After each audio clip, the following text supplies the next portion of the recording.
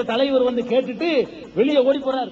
போய் வெகு தூரம் போய் அந்த குதிரையில காற்றாய் பறந்து போய் பார்த்துட்டு யாரும் வரல, எந்த பயமும் இல்ல, நிம்மதியா வீட்டுக்கு கலைந்து செல்லுங்கள்.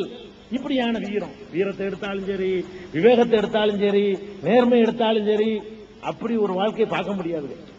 இந்த மாதிரி ஒரு வாழ்க்கையை நபிகள் நாயகம் வாழ்ந்து காட்டிருக்கிறாங்க. அவரை உரசி பார்க்கறதுக்கு ஆட்சி தலைவர் எந்த வகையில போனாலும் சரி, ஆன்மீக தலைவர்ங்கிற பேர்ல என்னென்ன கூட்டம் நடக்குது நீங்க பாக்குறீங்க. ஆட்சி தலைவர் இதை பண்ணுவான். ஒன்னு என்ன பண்ணுவான், பணத்தை சுரண்டுவான், மற்றவர்களை மிதிப்பான், ரொம்ப கேவலமா நடத்துவான், முன்னாடி வர்றது பராக் சொல்றதுக்கு ஆள்க வேணும்னு சொல்லுவான். இவர் எப்படின்னு கேட்டா, பல கிராமங்கள்ல இருந்து வருவாங்க இவர் பாக்குறதுக்கு. பள்ளிவாசல்ல இவர் உட்கார்ந்து இருப்பாரு, இவரை சுத்தி எல்லாரும் உட்கார்ந்து இருப்பாங்க. இவருக்கு எக்ஸ்ட்ரா கிரீடம் கிடையாது, சிம்மாசனம் கிடையாது, எல்லாரோடையும் ஒரு ஆள் மாதிரி இவர் உட்கார்ந்து இருப்பாரு. வந்தவன் கேட்பான், எப்படி கேட்பான் தெரியுமா, ஐயுக்கும் முகமது. இந்த முகமதுங்கிறாங்களா, அது யாரு? உங்களுக்கு கூட்டத்தில் பார்த்து யாருன்னு கண்டுபிடிக்க முடியல. இப்படிதான் கேட்பாங்க. ஹதீஸ்களை நிறைய பார்க்கிறோம். அவருடைய வரலாற்றை புரட்டி பார்த்தோம்னா, ஒரு கிராமவாசி வருகிறார், ஒரு ஊர்ல இருந்து தூதுக்குழு வந்தது, சபையில நபிகள் நாயகம் உட்கார்ந்து இருக்கிறார்கள். வந்தவன் கேட்கிறான், ஐயுக்கும் முகமது. யாரு முகமதுங்கிறாங்க, யார் பாது அப்படின்னா என்ன அர்த்தம்? இவர் தன்னை காட்டுறதுக்கு எந்த ஒரு பிரத்யேக அடையாளமும் இல்லை. தலைவர் என்று சொல்லிக் கொள்வதற்கு தனி உடை இல்லை, தனி இருக்கை இல்லை, தனியான ஆசனம் இல்லை. இப்படி இருக்கிறாரு, யாருன்னு கேட்டு தெரிஞ்சுக்கிற அளவுக்கு மக்களோடு மக்களாக. இன்னைக்கு காமரேடுங்கிறான, தோழர் நோட்டீஸ் எல்லாம் போடுறான. இந்த தோழரை உலகத்துக்கு சொன்ன ஒரே தலைவர் அவர் தான். அவருடைய தோழர்கள் இருக்காங்களா, சஹாபாக்கள், சஹாபிங்கிறமே, அதுக்கு என்ன அர்த்தம்? தோழர்னு அர்த்தம். நபிகள் நாயகம் தான் சீடர்னு சொல்லாம தோழர்னு உலகத்துக்கு முதல் சொன்னாங்க. அதுல இருந்து காப்பிடிச்சு தான் மத்தவன் இந்த காமரேடு எல்லாம் போட ஆரம்பிச்சுட்டான், தோழர்னு. அதுக்கெல்லாம் முந்தினவர் நபிகள் நாயகம். காரல் மார்க்ஸுக்கெல்லாம் முந்தின ஆள் தானே. முதல்ல நபிகள் நாயகம் தான் ஆட்சி தலைவராக இருந்து கொண்டு, ஆன்மீக தலைவராக இருந்து கொண்டு, ஆட்சி தலைவர் என்ற முறையில் அவர்களை அடிமையா நினைக்கல, ஆன்மீக தலைவர் என்ற முறையில் சீடரா நினைக்கல. தோழர்னு சொன்னாங்க, சஹாபி, என்னுடைய ஃப்ரெண்ட்ஸ் சொன்னாங்க, நண்பர்கள், தோழர்கள் சொன்னாங்க. அப்படி தோழராகத்தான் பழகுனாங்க. பராக்கு சொல்ல ஆள் கிடையாது. முன்ன 2 பேர் பின்ன 2 பேர் போக மாட்டாங்க. அவர்கள் வருவதை அறிவிப்பதற்கான எந்த ஒரு முன்னறிவிப்பும் இருக்காது. சாதாரணமா யார் வீட்டுக்கும் போவார்கள், எங்கேயும் நுழைவார்கள், யார் வீட்டில் என்ன சாப்பாடு கொடுத்தாலும் சாப்பிடுவார்கள். அந்த மாதிரியான ஒரு எளிமையான வாழ்க்கை இதை பார்க்கிறோம். யாரும் அடக்குமுறை செய்யல, யார்கிட்டையும் நான் ஒரு பயங்கரமான ஆளு அப்படின்னு காட்டிக்கிறல. ரொம்ப சாதாரணமாக இன்னைக்கு நம்ம பார்த்துக்கிட்டு இருக்கிறோம். இஸ்லாத்தின் பெயரால நாங்கெல்லாம் அல்லாவுக்காக எதையும் செய்வோம்னு சொல்லிக்கிட்டு அவன் வாயிலிருந்து வரக்கூடிய வார்த்தையும் அந்த திமுறையும் தெனாவட்டையும் பாத்தீங்கன்னா, உலகத்தையே ஆட்டி படைக்கிற அந்த மாமனிதருடைய வாயிலிருந்து எல்லாம் வரல. அது என்னமோ உலகத்தையே கட்டி ஆண்ட மாதிரி நடத்திட்டு வச்சுக்கிறான். நடத்திட்டு இருக்கேன் எப்படி தெரியுமா? இப்படிலாம் பாக்குறோம், அந்த கூத்தக்களை பாக்குறோம், எல்லா பகுதியிலையும் பாக்குறோம். அப்ப இதெல்லாம் நபிகள் நாயகத்தினுடைய வாழ்க்கையில பாடம் கற்பிக்கணும், பாடம் கத்துக்கிறணும். அவர்கள் வாழ்க்கையில் அழகான முன்மாதிரி இருக்கிறது. இத ஒரு பக்கத்தில் வச்சிருங்க. அடுத்து என்ன? ஆன்மீகம். கடைசியா தான் மன வாழ்க்கைக்கு வர்றேன். ஆன்மீகத்துடைய உரைச்சு பாத்தீங்கன்னா, ஆன்மீகத்துல ரொம்ப ஃபிராட் பண்ண முடியும். என்னை ஆன்மீக தலைவன் ஏத்துக்கிட்டீங்கன்னு வைங்களேன், நான் என்ன பண்ணாலும் ஏத்துக்குவீங்க. நீங்க வேற தலைமையில எதிர்பார்க்கிறத ஆன்மீக தலைமையில எதிர்பார்க்க மாட்டீங்க. ஆன்மீக தலைவர்னு சொல்லிக்கிட்டு என்ன வேண்டாலும் பண்ணலாம். ஏற்கனவே சொல்லியிருக்கிறேன். நம்மள மாதிரி ஒருத்தன் வரலாம், அவங்ககிட்ட தொழுகை இல்ல, முஸ்லீம்ல பாக்கணும், தொழுகை கிடையாது, நோன்பு வைக்க மாட்டான், இஸ்லாமிய எந்த பழக்க வழக்கமும் கிடையாது, கொண்டாட்டி பிள்ளைகளோட ஒழுங்கா தீன் அடிக்கிற வழக்கம் தெரியாது. அவன் வந்துட்டான்னு சொன்னா அவன் காலில் போய் நல்லா விழுவான். நம்மளால அப்படி ஒரு வந்துட்டான் சீசன் வந்துட்டா நம்மளால என்ன செய்வான்? காலில் விழுவான். இன்னும் கொஞ்சம் பேர் காலை கழுவிலாம் குடிப்பான். இந்த சமுதாயத்திலும் இருக்குது, வேற சமுதாயத்திலும் இருக்குது. ஒரு ஆன்மீக தலைவர் இப்படிலாம் ஒரு கிரேட் ஏறி போயிருது. இவரும் ஒரு ஆன்மீக தலைவர். எப்படிப்பட்ட ஆன்மீக தலைவர்? இந்த மாதிரி இதயத்தில் ஆட்சி புரிந்த ஆன்மீக தலைவர் உலக வரலாற்றில் தோன்றது கிடையாது. இயேசுநாதர் கூட 12 பேரை உண்டாக்கி ஒருத்தன் காட்டி கொடுத்துட்டு போயிட்டான். 12 பேரை தான் அவரால் உண்டாக்க முடிஞ்சு, அதுலயும் ஒருத்தன் காட்டி கொடுத்துட்டு போயிட்டான். இவருடைய தோழர்கள் எப்படிப்பட்டவர்கள் கேட்டா, விரல் அசைச்சா போதும், அப்படியே எல்லாத்துக்கும் தயார், எதுக்கும் தயார், அப்படி சொல்லக்கூடிய சீடர்கள் அவர் சொல்லிக்கிறல. அந்த மாதிரியான சீடர்களை பெற்றிருக்கிறாங்க. அவங்க என்ன சொல்றாங்க தெரியுமா? அவங்களுக்கு, என்னுடைய தோழர்களே, நான் உங்களை நோக்கி வருவேன், நீங்கள் எல்லாம் அமர்ந்திருப்பீர்கள், உங்களை நோக்கி வருவேன், வந்தா நீங்க எந்திரிக்க கூடாது, நான் வரும் பொழுது நீங்கள் எழுந்து நிற்காதீர்கள். தடை செய்யறாங்க. நான் வரும் பொழுது மக்கள் யாரும் எழுந்து நிற்க கூடாது, என் காலில் நீங்கள் விழக்கூடாது. ஒரு காலத்திலையும் காலக்கொண்டை மனிதனுடைய காலில் மனிதன் விழக்கூடாது என்றால் என் காலில் விழக்கூடாது அப்படிங்கிறாங்க. கடவுள்கிட்ட கேட்கிற எதையும் என்கிட்ட கேட்காதீங்க அப்படிங்கிறாங்க. அது மாதிரி கேட்டவர்கள் எல்லாம் கண்டிக்கிறாங்க. புகழ்ச்சி என்ற பெயரில் வரம்பு மீறி புகழ்றமா இல்லையா? தலைவர்களை புகழ்ற மேடையில் வச்சுட்டு புகழ்றாங்க இல்லங்க, சொல்றாங்க இயேசுநாதரை அந்த மக்கள் வரம்பு மீறி புகழ்ந்து கடவுளாக்கி விட்டார்கள். அந்த மாதிரி என்னை நீங்கள் புகழாதீர்கள், நான் அல்லாஹ்வுடைய அடிமை, அல்லாஹ்வுடைய தூதன், உங்களை மாதிரி மனுஷன் அப்படின்னு சொல்லி மக்களுக்கு எச்சரிக்கை பண்றாங்க. இப்படி ஆன்மீகங்கிற பேர்ல எவ்வளவுக்கு மேல போய் அவங்க செய்ய முடிஞ்சாலும் செஞ்சிருக்க முடியும். அதுலயும் இப்படி புடம் போட்ட தங்கமாக இருக்கிறாங்க. யாருக்கும் பதில் சொல்ல வேண்டியது இல்லைங்கிற மாதிரி நடந்ததே கிடையாது. அப்படிப்பட்ட நபிகள் நாயகம் ஒரு நாள் பள்ளிவாசல்ல தங்கி இருக்கிறாங்க. ஏத்திகா முடிஞ்சு பள்ளிவாசல்ல தங்கி இருக்கிறாங்க. மனைவியோட சஃபியாவோட வெளியே இருந்து இரவு நேரத்தில் பேசிட்டு நிற்கிறாங்க. ஏதோ ஒரு செய்தி சொல்ல மனைவி வந்திருக்கிறாங்க. அப்ப 2 பேர் கடந்து போறாங்க. இவருடைய சுத்தமான வாழ்க்கைக்கு ஒரு இது சொல்றேன், யாருக்கும் பதில் சொல்ல வேண்டியதில் ஆன்மீக தலைவர்கள் நினைக்கிறாங்க இல்லையா? அப்ப சொல்றாங்க, 2 பேரையும் கூட்டி வாங்க, நான் என் மனைவிட்ட பேசிக்கிட்டு இருக்கிறேன், இது என் மனைவி சஃபியா, அவங்களோட பேசிக்கிட்டு இருக்கிறேன் அப்படிங்கிறாங்க. அல்லாஹ்வுடைய தூதர், ஏன் இதை எங்கள்கிட்ட சொல்றீங்க, ஏன் சொல்றேன்னு கேக்குறீங்களா?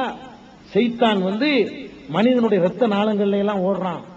நீங்க இங்க இருந்து போன பிறகு நபி முகமது யார்கிட்டயும் பேசிட்டு இருக்காரு உங்கள்கிட்ட அப்படிம்பீங்க அப்படின்னு உங்க மனசுல தோணும். சந்தேகத்துக்கு அப்பாற்பட்ட வாழ்க்கை வாழ்ந்தா மட்டும் போதாது, அப்படி வாழ்வதாக வெளியில தெரியும்படி வாழணும். உலகத்துக்கு பதில் சொல்லணும் என்ற அடிப்படையில் வாழணுங்கிறதுக்காக வேண்டி அப்படி கூப்பிட்டு சொன்னவர்கள் நபிகள் நாயகம் ஸல்லல்லாஹு அலைஹி வஸல்லம் அவர்கள். அப்ப அதுல உரசினாலும் அவர்கிட்ட எந்த ஒரு அப்பளுக்கும் காண முடியல. ஆன்மீகம் என்ற அடிப்படையில் உரசி பார்த்தாலும் அவர்கிட்ட எந்த தப்பையும் காண முடியல. பெரிய தலைவரா இருக்கிறாரு. இப்பதான் உலக நாட்டு தலைவர்கள் எல்லாம் இஸ்லாத்தை எப்படியான இஸ்லாமிய வளர்ச்சி இருக்கு பாருங்களேன், அது தாறுமாறா இன்னைக்கு வளர்ந்துகிட்டு இருக்கு. இன்னைக்கு உள்ள இஸ்லாமிய வளர்ச்சி மேலை நாடுகள் எப்படி அமெரிக்காவில், பிரிட்டன்ல, பிரான்ஸ்ல, அதே மாதிரி இன்னும் பல நாடுகள்ல எல்லாம் இஸ்லாம் கடுமையா வளர்ந்துகிட்டு இருக்குங்க. இவ்வளவு அநாகரிகமான ஒரு கலாச்சாரம் உள்ள நுழைஞ்ச பிறகு கூட கூட்டம் கூட்டமா இஸ்லாம் வளருது. இதை தடுத்து நிறுத்தணும் அப்படிங்கிறதுக்காக வேண்டி மேற்கத்திய சிந்தனைவாதிகள் இஸ்லாமிய வரலாறு ஆய்வு பண்றான். ஒரு குறையும் பார்க்க முடியல. முகமது பொய் சொன்னார்னு காட்ட முடியல, பிராடு பண்ணார்னு காட்ட முடியல, அரசாங்க படம் தின்னுட்டார்னு காட்ட முடியல, அதே மாதிரி ஆணவமா நடந்தார்னு காட்ட முடியல, மக்களை எல்லாம் அடிமையா நடத்தினார்னு காட்ட முடியல, காலில் விளை சொன்னார்னு காட்ட முடியல, காணிக்கைகளை கேட்டார்னு காட்ட முடியல. எந்த ஒரு பழுதும் பார்க்க முடியாதவனுக்கு ஒன்னே ஒன்னு தெரியுது. அவனுக்கு நபிகள் நாயகத்துடைய வாழ்க்கையை அப்படியே அலசுறான். 63 வருஷ வாழ்க்கையை ஒவ்வொரு வினாடி வினாடியா அலசி பார்க்கறான். பார்த்தா அவனுக்கு எதுவும் சொல்ல முடியல. என்ன மாற்றி ஒரு விமர்சனத்துக்கு ஏதாவது கிடைக்குமா? நாளைக்கு ஏதாவது பொய் சொல்லியிருப்பார் மாட்டுவாரா? எங்கேயாவது அமானியத்தை மோசடி செஞ்சிருப்பார் ஏதாவது குறிப்பு கிடைக்குமா? எங்கேயாச்சும் ஒரு பொம்பளை கைப்பிடிச்சான்னு கிடைக்குமா? எங்கேயாச்சும் அநியாயமா யாரும் அடிச்சாருன்னு கிடைக்குமா? தேடுன்னு சல்லாடை போட்டு தேடுனாண்டாலும் அவனுக்கு ஒண்ணுமே கிடைக்க மாட்டேன். ஒன்ன பார்த்தான், அவர் 11 கல்யாணம் பண்ணிருக்காராம். அது அவன் கண்டுபிடிச்ச ஒரே குற்றச்சாட்டு. அதை கூட விளங்காம சொல்லிட்டு இருக்கிறான். அவன் கண்டுபிடிச்சு தேடி தேடி பார்த்தாலும் அந்த மாமனிதருடைய வாழ்க்கையுடைய ஒழுக்கத்துல, நேர்மையில, பண்பாட்டுல, குணத்துல, நடத்தையில, எதுலையுமே ஒரு பழுது அவனால் உலகத்தில் உள்ள எவனாலும் சொல்ல முடியல. எவனாலையும் அவருடைய கொள்கையவோ அவர் கொண்டு வந்த கோட்பாடை விமர்சிக்க முடியல. எந்த கொள்கையா இருந்த பாருங்க, இன்னைக்கு அத்மானி கூட நபிகள் நாயகம் கொள்கையை அல்லாஹ் சொல்ல வச்சுட்டான். கற்பழித்தா மரண தண்டனை நபிகள் நாயகம் தான் உலகத்துல முதல்ல சொன்னார். நேற்று வரைக்கும் குறை சொல்லிட்டு இருந்தான். இன்னைக்கு அத்மானி வாயிலிருந்து அது வந்துருச்சு. அங்கதான் நீ திரும்பி ஆகணும். நபிகள் நாயகம் சொன்ன சட்டத்தை அமுல்படுத்தினா தான் உலக அமைதிக்கு வருங்கிறத அத்மானி யார் வாயில? குஜராத் இருக்கும்போது இது சொல்ல வைக்கல, தேவகவுடா இருக்கும்போது இது சொல்லல. யார் வாயில எல்லாம் சொல்ல வைக்கிறான்? அத்வானி சொல்றார், கற்பழித்தால் மரண தண்டனை கொண்டு வருவதற்கு நாங்கள் சட்டம் கொண்டு வருவோம், பரிசீலிச்சுட்டு இருக்கிறோம், லாட்டரி சீட்டு தடை செய்வோம், எல்லாம் முட்டி குனிகிற வேலை இவங்களுக்கு. அதாவது முற்றும் தெரியுது, குனிஞ்சு போயிட வேண்டியதானே, முட்டிட்டு தான் குனிவான். லாட்டரி சீட்டை இது பண்ணுவோம். இது அன்னைக்கு 1400 அவர் சொன்னது நோக்கி தான் திரும்பி ஆகணும். கண்டிப்பா பாத்துக்க. இப்ப கேபிள் டிவி எல்லாம் நெட்வொர்க் பண்ண போறாங்களாம். இந்த தனியனையெல்லாம் அப்ப நம்ம எல்லாம் தடுத்திருக்கிறாங்க. இதெல்லாம் பொம்பளை எப்படி வைக்கணும், ஆம்பளை எப்படி இருக்குன்னு எல்லாத்தையும் சொல்லியிருக்கிறாங்க. அங்கதான் போய் எல்லாம் திரும்பி நிக்க போறான். ஞாபகத்தில் வச்சுக்கிறீங்க. இன்னும் சொல்ல போனா பாராளுமன்றத்தில் எல்லாரும் பேசுறான், இஸ்லாமிய ஆட்சி அங்க அரபு நாட்டில் உள்ள மாதிரி சட்டத்தை கொண்டு வரணும். மதுரை ஆதீனம் பேசினார், கொண்டக்கூடிய அடிகளார் பேசினார். பழைய போன இதுக்கு முந்தி இருந்த கொண்டக்கூடிய அடிகளார் என்ன பேசினாரு? இந்த நாட்டில் குற்றங்கள் குறையணும்னு சொன்னா, திருட்டு ஒழியணும்னு சொன்னா, விபச்சாரம் ஒழியணும்னு சொன்னா இஸ்லாம் சொல்லக்கூடிய சட்டத்தை அமல்படுத்தி பாடுறா. ஒரு திருட்டு பையில கையை வச்சு டிவியில காட்டு, ஒருத்தன் திருடுவானா? நீ திருடுறவனை கொண்டு ஜெயில போட்டு எங்க வரி பணத்தில் சோத்தையும் கொடுத்து வாரத்துக்கு ஒரு சினிமாவும் பார்க்க சொல்லி டெய்லி பேப்பரும் கொடுத்து மணி அடிச்சவன சோத்தை கொடுத்து எவன் திருட மாட்டான்? திருடுனா நீ சோறு கொடுக்குற, அவன் குடும்ப அவனுடைய செலவுக்கு நீ பொறுப்பேற்றுக்கிற, மாமியா வீட்டுக்கு போறேன்னு சொல்றான். நீ இதெல்லாம் செலவு எவ்வளவு செலவுன்னு பாருங்க. ஒரு அறுத்து 2 வயலுக்கு இவன் நினைக்கிறான் வெட்டிக்கிட்டே இருக்கணும். அப்படி இருக்காது. 2 வயலுக்கு நீ வெட்டி பாரு, 25 வருஷம் திருட்டு நடக்காத நாட்டில். அது மறந்தவன திருடுவான். ஒரு செலவு கிடையாதுங்க. திருட்டு பயில கையை வெட்டி காட்டணும்னு சொன்னா அது இந்த டிவியில போட்டு காட்டி பண்ணும். இந்த மாதிரி திருடுறான், கையை வெட்டப்படுது, இது அப்படி பதிஞ்சு போயிடும். கீழே கிடந்த அரபு நாட்டுலங்க போட்டு போயிடுவான் 1 லட்சம் ரூபாய் கீழே. அதை எடுக்க பயப்படுவான். ஏன் எடுக்கும் போது திருட்டு பட்டம் வந்து பிடிச்சா என்ன பண்றது? கீழே கிடக்கிறது எடுக்கிறதுக்கு பயப்படுறான். உலகத்திலேயே குற்றங்கள் குறைவா இருக்கிற நாடு சவுதி அரேபியா. உலகத்தில் போறான். ஏன்னு கேட்டா அவன் இந்த சட்டத்தை அமல்படுத்துறான். இப்படி நபிகள் நாயகத்தினுடைய வழிக்குத்தான் உலகம் பூரா இன்னைக்கு திரும்பி வந்துகிட்டு இருக்குது. அப்படிப்பட்ட நிலையில இவங்க தேடி தேடி அலசி பார்த்ததுல நபிகள் நாயகத்திட்ட கிடைச்சது என்ன தெரியுமா? 11 கல்யாணம் பண்ணிருக்காரு. அப்படின்னா என்ன அர்த்தம்? அதுல கூட 11 வப்பாட்டி வச்சாருன்னு சொல்ல முடியல. அதுல கூட கல்யாணம் பண்ணாருடா டிக்ளேர் பண்ணி கல்யாணம் பண்ணாருதான் சொல்ல முடியுது. இவங்களுக்கு வப்பாட்டி வச்சுக்கிறான் அவன் டசன் கணக்குல. அந்த காலத்து மன்னர்களை பாத்தீங்கன்னா அந்த புறத்துல 1000 இருக்கும். அவர் பார்த்து அப்படியே செலக்ட் பண்ணுவார். 1000 அழகிகளை தூக்கி கொண்டாந்து வச்சு வரிசையா வச்சிருப்பாங்க. அந்த புறத்துல அந்த புறம் தனியா வச்சிருப்பாங்க. 100 கணக்குல இருக்கு. நம்ம தமிழ் மன்னர்கள் இருந்து உலகத்தில் உள்ள எல்லா மன்னர்களையும் சேர்த்தான் சொல்றேன்.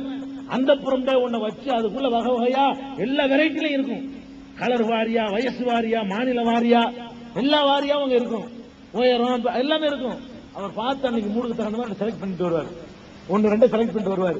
இப்படி எல்லாம் அனுபவிச்சதெல்லாம் ஒரு போய் பேச முடியல. ஏன் அவங்க அதுலயே மூலிகை கிடந்தவன்ட்டு பேசி என்ன இருக்குது? யாரை விமர்சிப்பாங்க? யாரு பரிசுத்தமா இருக்கிறாங்களோ அவங்கள்ட்ட ஒரு கசன் இருந்தா தான் விமர்சிக்க முடியும். வெள்ளை சட்டை போட்டுக்கிறவன்ட்ட ஒரு சின்ன புள்ளி உண்டா தானே தெரியும். கருப்பு சட்டை போட்டுக்கிறவனுக்கு நீ ஏப்ரல் கூண்டு மைய அடிச்சு விட்டா கூட ஏதாவது தெரியுமா அவனுக்கு? அவன் ஏற்கனவே கண்ண சட்டை போட்டிருக்கிறான். அதனால இந்த மன்னர்கள் அந்த புறத்தை பேசுறதுல நம்மளும் பேச வேணாம். ஏன்னா இது அந்த புறங்கிறது ஏற்கனவே கரைபடிஞ்சு இருக்கிறதுல அது ஒண்ணு 1001வது கரண்ட் வச்சுக்கிட்டு போ. அதனால அதை பேச வேணாம். நபிகள் நாயகம் அப்படிலாம் அந்த புறம் வச்சிருக்கல. குடிசையெல்லாம் வாழ்ந்தாரு. அவர் 11 கல்யாணம் பண்ணினாருன்ற உடனே இவன் கல்யாணம் என்ன பண்ணிட்டான்டா, இப்படி கற்பனை வந்துச்சு. கல்யாணம் உடனே அப்படி சின்ன குட்டிகளா தேர்ந்தெடுத்து 15-16 வயசு அப்படி பார்த்து பொறுக்கி எடுத்து ஒரு 11 பேர் அப்படி அந்த புறம் அப்படி நினைச்சுட்டாங்க. வரலாறு தெரியல. அவர் எப்படி கல்யாணம் என்ன கல்யாணம் பண்ணாரு? உடனே காம உணர்வு உள்ளவர். இந்த 11 கல்யாணம் நீ ஒருத்தர் விமர்சிக்க என்ன வேணாலும் விமர்சனம் பண்ணு, எல்லாத்துக்கும் பதில் இருக்கு. தெரிஞ்சு விமர்சிக்க வேணாமா? 11 கல்யாணம் பண்ணாருன்னா எப்ப பண்ணாரு, எப்படி பண்ணாரு, அந்த விவரங்களை எல்லாம் தெரிஞ்சு பார்த்தேன்னு சொன்னா இந்த 11 கல்யாணம் பண்ணதுதான் அவர் இறை தூதர் என்பதற்கு ஒரு பெரிய ப்ரூஃப். என்ன கேட்டா நான் சொல்லுவேன், அவர் அல்லாஹ்வுடைய தூதர் என்பதற்கு ப்ரூஃப் அங்க இருக்குது. அவர் காமத்துக்காக கல்யாணம் பண்ணல. அதைத்தான் நம்ம இன்றைய ஆய்வுல நம்ம ஆய்வு செய்ய இருக்கிறோம். வேற எந்த குறையும் அவர் மீது எவனும் சொல்ல முடியாது. சொல்ற ஒரே குறை இதுதான். ராமபவான்ல இருந்து மேற்கத்திய அந்த அருள் சோரியில இருந்து அதுக்கப்புறம் மேலே சல்மான் ருஷியில இருந்து மேலை நாட்டில் இஸ்லாத்தை விமர்சிக்கக்கூடிய எவனா இருந்தாலும் 11 கல்யாணம், உடனே 11 கல்யாணம், காம உணர்வு, இதே சொல்லிக்கிட்டு தெரியும். அப்ப நம்ம இதுக்காக வேண்டி 60,000 வச்சிருந்தா இதெல்லாம் நான் பேச தயாரா இல்ல. நம்ம போக வேண்டியது இல்ல. நீ எத்தனை வேணாலும் எவ்வளவு வச்சுட்டு போ, உங்கள்ட்ட எதிர்பார்க்க வேண்டாங்க. நபிகள் நாயகத்தை பத்தி சொல்றதுக்கு பதில் சொல்லுவோம், அறிவுபூர்வமா நாங்க சொல்லுவோம். எப்படி நபிகள் நாயகம் ஸல்லல்லாஹு அலைஹி வஸல்லம் அவர்கள் 25 வயதுல வாலிபர் கட்டழகு வாலிபரா இருக்கும் பொழுதுதான் முதல் கல்யாணம் பண்றாங்க. 11 கல்யாணத்தை நான் விவரமா சொல்றேன். நபிகள் நாயகம் ஸல்லல்லாஹு அலைஹி வஸல்லம் அவர்கள் அதுக்கிடையில முக்கியமான ஒண்ணு இருக்க, நிகழ்ச்சிக்கு எவ்வளவு ஏற்பாடு பண்ணிருக்காங்கன்னு பாத்துக்கிறேங்க. ஸ்டேஜ், விளம்பரம், வீடியோ, மற்ற செலவுகள், போக்குவரத்து எல்லாம் இருக்குது. நாளைக்கு நடத்துறதுக்கு கஷ்டமாயிடக்கூடாது அவங்களுக்கு. அதனால வரும்போது தாராளமா நிதியை கொடுங்க. உங்கள்ட்ட வாங்கித்தான் நாங்க நிகழ்ச்சி உங்களுக்கு நடத்த வேண்டி இருக்குது.